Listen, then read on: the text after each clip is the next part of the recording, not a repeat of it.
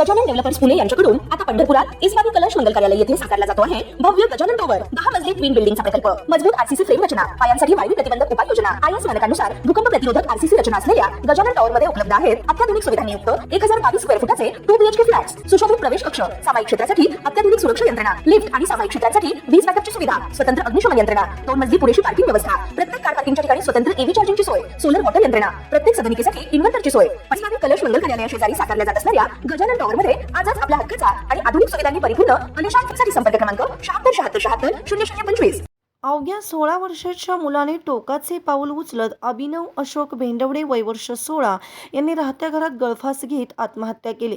कोल्हापुरातील गोकुळ शिरगाव परिसरातील खापरेमळा परिसरात सोमवारी पहाटेच्या सुमारास ही धक्कादायक घटना उघडकीस आली, त्यामुळे परिसरात एकच खळबळ उडाली। मिळालेल्या माहितीनुसार भेंडवडे कुटुंबीय गोकुळ शिरगावमधील खापरेमळा परिसरात वास्तव्यास आहे। हे मूळचे संकेश्वर भागातील असून अशोक भेंडवडे हे कामानिमित्त दुबईत वास्तव्यास आहेत। रविवारी रात्री जेवण झाल्यानंतर मुलगा अभिनव अभ्यासासाठी बेडरूम मध्ये गेला होता। त्यानंतर पहाटे 2 ते 3 च्या सुमारास त्याने टोकाचा निर्णय घेतला। बेडरूम मध्ये लॉफ्टला असलेल्या हुकाला नायलॉनची दोरी बांधली आणि त्याने त्याच्या साहाय्याने गळफास घेऊन आयुष्य संपवलं। सकाळच्या सुमारास कुटुंबियांनी पाहिले असता अभिनव गळफास घेतलेल्या स्थितीत दिसला। हे दृश्य पाहून कुटुंबियांना धक्का बसला। घटनास्थळी त्याच्या हातात लिहिलेल्या 3 चिठ्ठ्या सापडल्या, तसेच देवाच्या देवाऱ्यात देखील एक चिठ्ठी आढळली।